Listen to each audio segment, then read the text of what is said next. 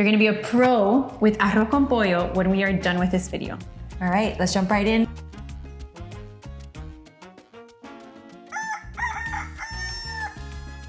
First things first, we have to get the rice soaking. Yes, so we're using Valencia rice, which is a short grain rice.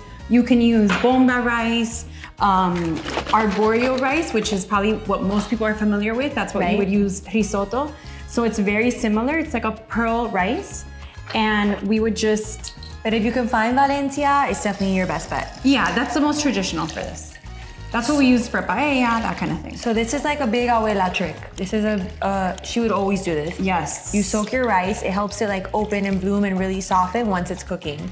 Exactly. So we're putting it in broth. In chicken broth and in coloring. And then we'll just let that mix in. It's gonna absorb, it's gonna get that beautiful color and then be ready for us when we're ready to cook. So next step is to season and sear the chicken. So let's season it here and then we'll take you to the stove. We'll sear it over there to the stove. So what are we working with? We're working with drumsticks, some boneless encuentros or some boneless chicken thighs, and we speak Spanglish here, okay? and a chicken breast.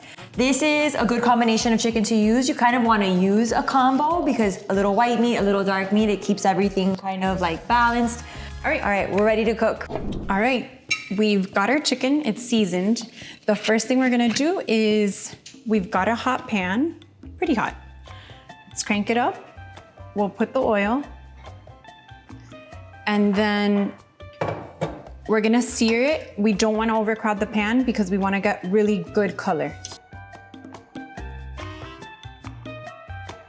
Okay, then from this point, we won't move it because we wanna develop a crust on both sides. So we'll kind of pick up at the next point, which is, you know, when we've seared it already on the other side.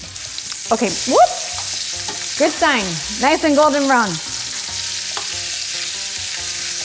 Okay, so now it's golden on both sides, so we just wanna remove it. We're gonna keep our heat on high because we're gonna go straight in with our onions and from there build the sofrito for all of the flavorings. What do we know? We start with our onions. All right. The onions are already getting all those bits, so it's perfect. I'm gonna add in a little bit of the oil because it looks really dry. Get them moving.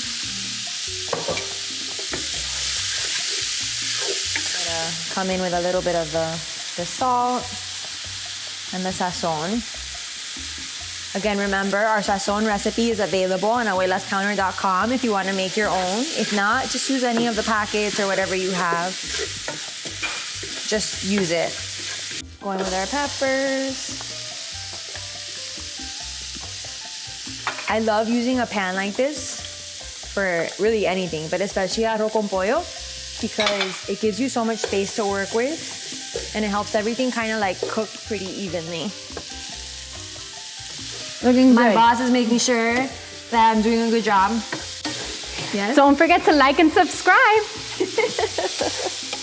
All right, garlic time. Move it to the side. Have your little garlic party. So much garlic. That is so much garlic. But is it too much? No, because it's never too much if you cook it right. That took a while. Okay, we're gonna go ahead and add garlic powder and bay leaves, and we just want that extra flavor. And then from this point, we'll add the tomato paste.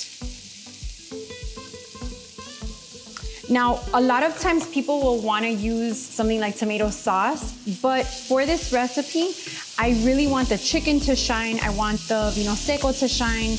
I don't want it to be about the tomato. So we just want that background flavor. And tomato paste is something that's very concentrated, so it has extra flavor. Then we'll go ahead with our vino seco. Notice, guys, it's really important to see this whole time we've been on high heat. And it's really, you know, essential to be on that heat so that everything kind of comes together. You see how it's all, the tomato paste is dissipating into the vegetables? That's what we want to see. And then from this point, we'll add our chicken back in and we'll add our chicken broth. We'll cover it, bring it to a boil, simmer it, and let that chicken cook.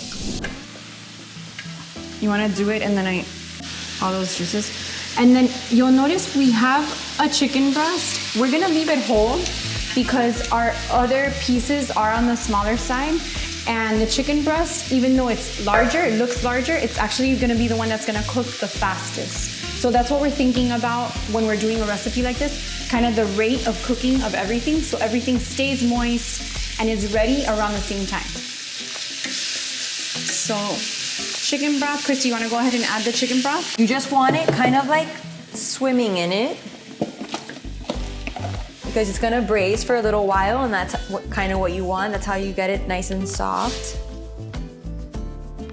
And so we're gonna bring this to a boil, cover it, and simmer it for 20 minutes. Cover that up. Okay, we'll be back. Okay, perfect. As you can see, the chicken is really, really soft. It's gonna be falling off the bone. I like to, before adding the rice, just kind of break apart the breast. And again, it's just easier to do this before you put the rice. Now, before we add the rice, let's make sure we have it on a boil, okay? Because like we always say, when we start adding things, the hot temperature is gonna go down. So we wanna start it off really, really hot. So our rice has been soaking. We're gonna throw it in there. Make sure all of it goes. And now most of your work is done. Mix it in. Now, how do you know? Do I have to add more liquid? Do I not have to add more liquid? What's your deal?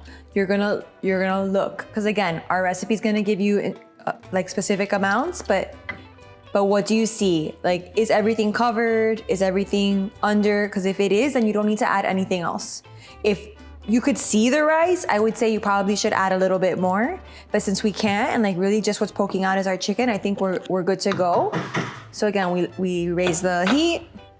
We're gonna cover her. Once she's boiling, you're gonna drop the heat and let her simmer for like 15 minutes, 20 minutes, and then she should be good. All right, it's ready. We're gonna finish her off. Look at this. Hot hat. Woo. All right. This is like childhood, honestly. We both have this in common actually. Both of our grandmothers, this was a major Sunday lunch situation. It was my favorite. When the door would open and I would smell the arroz con pollo, I'd get so excited. So good. It's always so good. Here, let's all right. tilt it a little bit So this way. how do we want to finish her? So we like to, just with the heat, we're using frozen peas. This is a matter of taste. If you don't like peas and you don't want to use them, petit pois, as our abuelas would say, which is the best word ever. Petit pois is how you say peas in Spanish. And then you don't add them. Olives, I would maybe add the olives and a little bit of that juice because it gives a nice tang. Yeah, it just gives a nice little bite to that. Parsley, of course. Give her a mix. And then mix it all up. So as you guys can tell, we like it like this. We would call it a la chorrera, which means runny, right? Runny, it's a little wet. A little wet. Asopado, other people say. So it's a little bit wet. The more it sits, the more it's gonna The more you let it simmer, the drier it will get. I love to always plate it up with like a little bit of leg. the chicken leg, a little bit of the rice. As you guys can tell, we broke apart the chicken breast, but the thigh kind of breaks up on its own. So that's always extra delicious. And look how beautiful that is. For me, lime is a must. Well, yeah, we both agree. I don't know why, but it's just like perfect little squeeze. It brings out all the flavors. And I don't know, it just makes it something that has cooked for a really long time, because it really does take a little bit of time to stew the chicken and then you make the rice, but this just wakens it up, livens it up. So I love it. I think so, it makes it a little fresh. Let's give it a try. Hot. So good. If you're gonna make anything, if like you're like, I wanna try Cuban food, what's the first thing I should try? Like, this is the one. And we hope you love it as much as we do. All right, guys, thank you for joining us. We hope you tune in next time.